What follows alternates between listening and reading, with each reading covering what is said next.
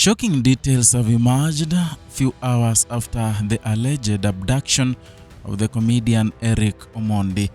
Welcome to Kenya Lens Media, where we bring you news updates as they break, and kindly, if you are new here, consider subscribing. The Directorate of Criminal Investigations has confirmed the arrest of comedian and activist Eric Omondi.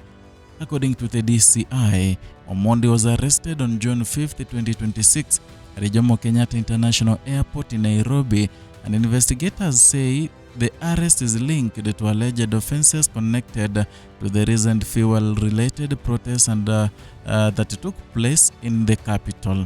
The agency says the operation was carried out by detectives from DCI Central, working together with officers from the Crime Research and also Intelligence Bureau, commonly known as CRIB, in the Nairobi region. The arrest marks a significant development in an investigation that authorities say has been ongoing for several weeks. The DCI says intelligence gathered during the inquiries led detectives to identify Omondi as one person of interest in the case. Following his arrest, the agency confirmed that he was taken to the Nairobi Regional DCI headquarters, and there, investigators began the process of recording his statement as part of the ongoing investigations. Authorities say he is also being processed ahead of the possible court appearance, and at this stage, investigators have maintained that the matter remains under active investigation. The arrest has immediately drawn public attention because Eric Omondi is one of the Kenya's most recognizable entertainers and also social activists. And for years, he has built a strong public profile through comedy, social commentary, and participation in issues affecting ordinary citizens. His visibility on social media and public life has made him a familiar figure across the country. As the news of his arrest emerged, discussions quickly spread across online platforms and among members of the public. However, the DCI insists that the arrest is not an isolated action, and according to the investigators, it forms part of the broader inquiry involving several suspects linked to the same incidents under investigation. Authorities say the probe extends beyond one individual and also is focused on establishing the circumstances surrounding events that occurred during the fuel-related demonstrations. The agency says some aspects connected to the matter had already been arrested and presented before court on May 18, 2026, and those earlier court appearances, according to the investigators, were part of the same wider investigation. The DCI now says inquiries are continuing as detectives work to determine the roles of all individuals believed to have been involved. And in his statements online,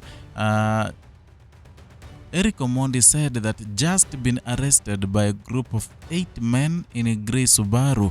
I have no idea where we are headed. That is a message that Omondi had written before DCI issued the statement, a message that has caused a lot of panic in Kenya. The protests attracted public attention and brought together citizens expressing their views on matters affecting their daily lives. And across Kenya, demonstrations have long served as a platform through which citizens communicate grievances, seek accountability, and draw attention to issues they believe require action. The Constitution protects those rights. The DCI itself has acknowledged that every Kenyan has the constitutional right to assemble, picket, and also demonstrate peacefully, and these rights remain an important part of the country's democratic framework. They allow citizens to participate in public affairs and express their views on matters of national concern. But investigators have also emphasized another principle.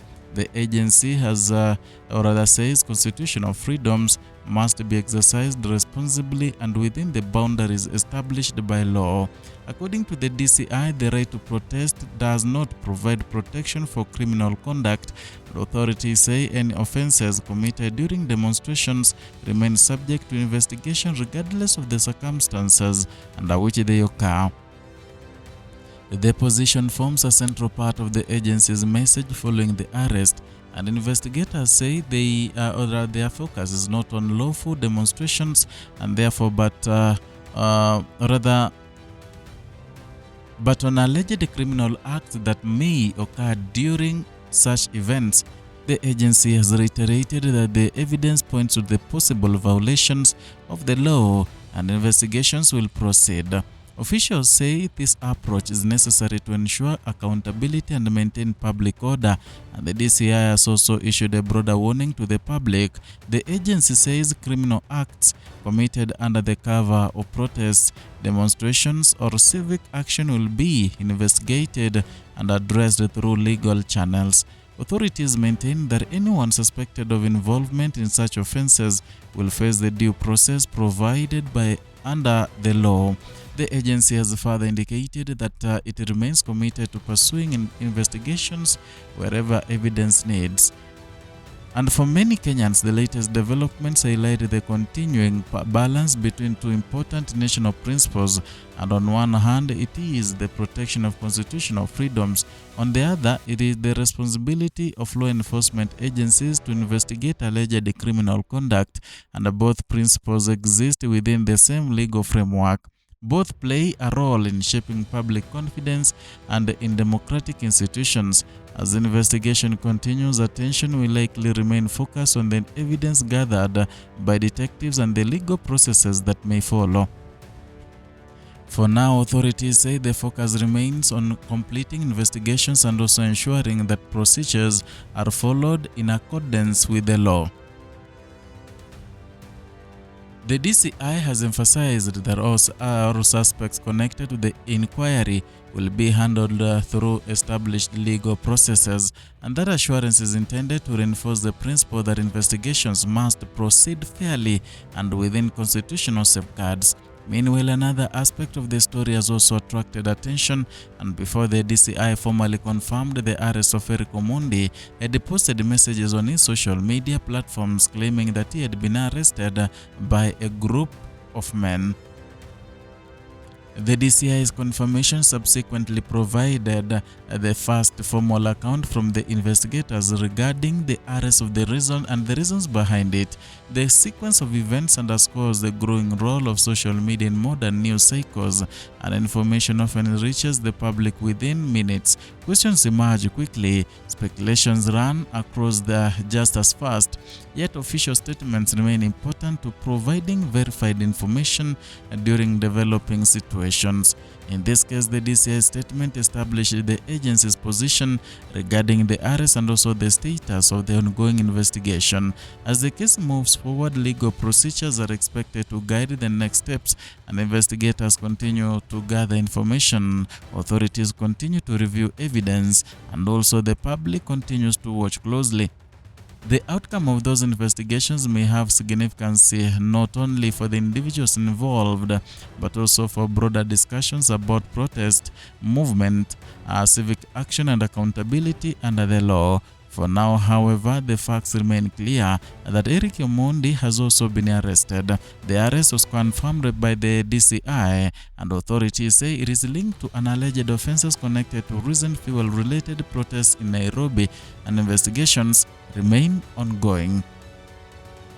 That is all for today from Kenya Lens Media, where we give you news updates as they break. And kindly, if you are new here, consider subscribing, liking and sharing our content. Hit the notification bell so that you can be receiving notifications each and every time we bring you a new content.